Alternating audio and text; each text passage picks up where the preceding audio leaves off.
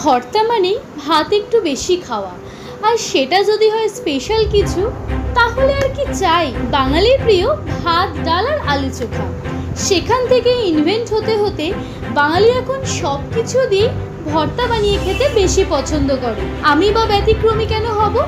আমাদের গাছের কাঁঠালটা যখন ভাঙা হলো, তখনই আমি সব কটা বীজ দখল করে নিলাম। ওই যে কথাই আছে না, মানুষ হচ্ছে সর্বভুক প্রাণী, ঠিক তেমনই আমিও এঁচোড় কাঁঠাল খাবার পরেও দানাটার স্বাদ নিতে ছাড়ি না। কাঁঠালের বীজগুলো নেওয়া দেখে আমায় ঠাকুমা প্রায় হেসেই বলল, তুই এত খাবারের ভিডিও বানাস, আয় তোকে আজ একটা নতুন রান্না শেখাই, সেটার ভিডিও বানা। যেই বলা সেই কাজ। আজ বানাচ্ছি ঝাল ঝাল কাঁঠালের বীজের ভর্তা। প্রথমে কাঁঠালের বীজগুলোকে ভালো করে ধুয়ে নিয়ে রোদ্দুরে শুকিয়ে খোসাগুলো ছাড়িয়ে নিয়ে কড়াই দিয়ে দিলাম। শুকনো খোলায় ভালো করে বীজগুলোকে নেড়ে চেড়ে ড্রাই রোস্ট করে নিচ্ছি। যতক্ষণে বীজগুলো হালকা পোড়া পোড়া হচ্ছে, ততক্ষণ তোমাদের সাথে কিছু শেয়ার করে নেওয়া যাক। আজ থেকে শুরু করছি আমাদের সেকেন্ড সিরিজ। এই সিরিজ জুড়ে থাকবে ভিন্ন স্বাদে জিভে জল আনা মজাদার ভর্তার রেসিপি নিয়ে। গল্পের মাঝে একটু তোমাদের বলে দিই, এই ভর্তাটার জন্য লাগছে একটা বড় সাইজের পেঁয়াজ। আমি এখানে পেঁয়াজগুলোকে বেশ ছোট ছোট করে কুচি কুচি করে নিচ্ছি।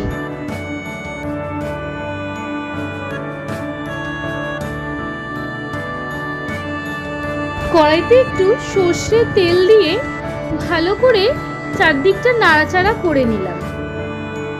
তারপর 3টে মতো শুকনো লঙ্কা দিয়ে ভালো করে ভাজা ভাজা করে নেব। শুকনো লঙ্কাগুলো ভাজা হয়ে গেলে তুলে নিয়ে ওই একই তেলে কয়েক কোয়া রসুন দিয়ে ভালো করে ভাজা ভাজা করে নেব।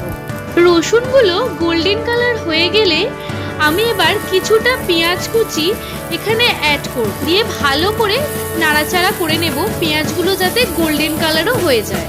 আমার এখানে পেঁয়াজ আর রসুন গোল্ডেন করে ভাজা প্রায় কমপ্লিট। আজকের এই ভর্তাটা আমি শিলনোড়ায় বাটব। তার জন্য এখানে শুকনো লঙ্কাগুলোকে একটু ভালো করে হাত দিয়ে গুঁড়িয়ে নিলাম।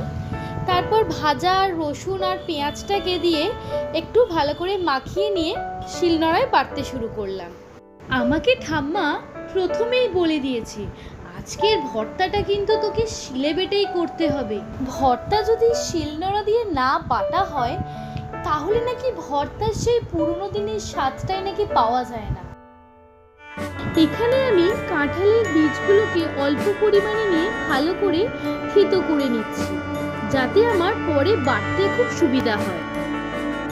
সবকটা কাঁঠালের বীজ ভালো করে থেতো করে নেওয়ার পর এবার ভালো করে ফাইন পেস্ট বানিয়ে নিতে হবে।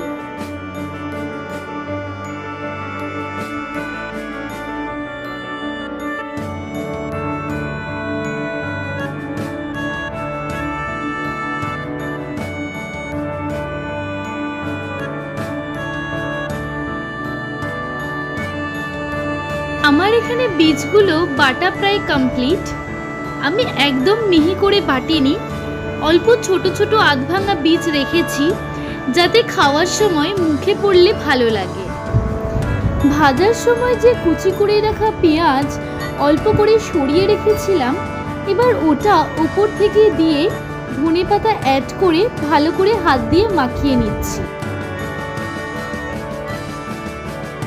সবশেষে ভর্তার ওপর দিয়ে কাঁচা সর্ষের তেল ছড়িয়ে চেরা কাঁচা লঙ্কা আর ধনেপাতা দিয়ে সাজিয়ে দিলেই রেডি আমাদের ঠাম্মা স্পেশাল কাঁঠালের বীজের ভর্তা।